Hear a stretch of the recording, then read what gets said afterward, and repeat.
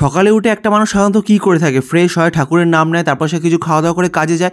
আর আমি তো উল্টো, তাই আমি দেখো সকালবেলা ঘুম থেকে উঠে কিন্তু এখন কাজ থেকে বাড়ির দিকে ফিরছি, মানে ঘুম থেকে উঠে নয়, আসলে আমি যে মিলে কাজ করি সেখানে আমার এখন নাইট ডিউটি চলছিল, তাই নাইট ডিউটি শেষ করে এই সকালবেলা আমি এখন বাড়ির দিকে যাচ্ছি।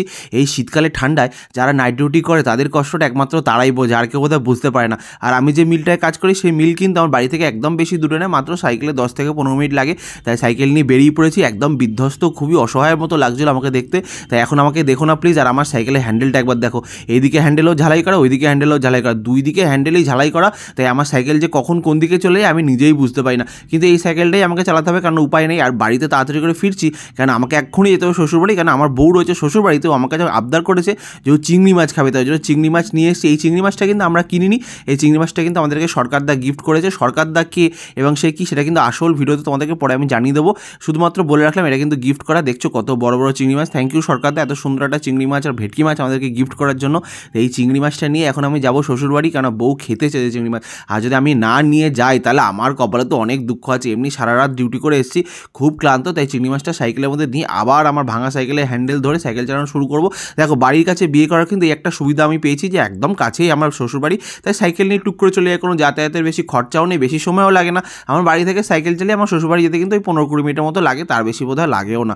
আমি সাইকেল চালানো শুরু করে দিয়েছি আর একদম কাছেই। আর আমি তো আজ শ্বশুরবাড়ি আছি সকালবেলা অন্য একটা ধান দেয়, কারণ আমার সকালে চাটা ভাবছি ওখানেই খেয়ে নেবো, চায়ের খরচা বেঁচে যাবো বলে আমার কত মুখে হাসি দেখেছে, আমার 5 টাকা বাঁচিয়ে ফেলবো। সত্যি ভাই, এই 5 টাকা করে বাঁচিয়ে আমি একদিন বড় হয়ে যাবো। আর তাছাড়া বউ আজকে বলেছে আজকে চায়ের সাথে নিমকিও আছে, তাই জন্য আমি আজ এত খুশি, মানে চাও খাবো নিমকিও খাবো, অনেক টাকা আজ বাঁচিয়ে ফেলবো। সোজা চলেছি শ্বশুরবাড়িতে, এসে আগে শাশুড়ি মায়ের হাতে চিংড়ি মাছটা দিয়ে দিলাম, দেওয়ার পরে চা নিয়ে বসে পড়ছি। দেখছো যেরকম বলেছো ঠিক সেরকম চা নিয়েছি, বিস্কিট সাথে নিমকি, কত কিছু নিয়ে বসে পড়েছি। আর সকালবেলা উঠে নিমকি দিয়ে চা খেতে কিন্তু আমার তো বেশ দারুণ লাগছিল। জানি অনেকে পছন্দ করবে না, সকালবেলা এত অয়েলি খাওয়া ঠিক না, কিন্তু আমার তো বেশ দারুণ লাগছিলো। এদিকে এসে দেখি বউ তখনও ঘুমিয়েই রয়েছে। ঠিক আছে বাপু, তুমি তোমার মতো ঘুমিয়ে থাকো, আমি আমার চায়ে চুমুকটা দিয়ে দিই, সুন্দর করে একটা কাপ চা তুলে নিলাম। আর আমার শাশুড়িমা কিন্তু চাটা খুব ভালোই বানায়, তেমন তো আমার বউয়ের থেকে তো বেশ ভালোই বানায়। তো চাটা নিলাম, নিয়ে সুন্দর করে মুখে তো দেখো শীতকালে সকালবেলা গরম গরম চা কিন্তু বেশ ভালোই লাগে।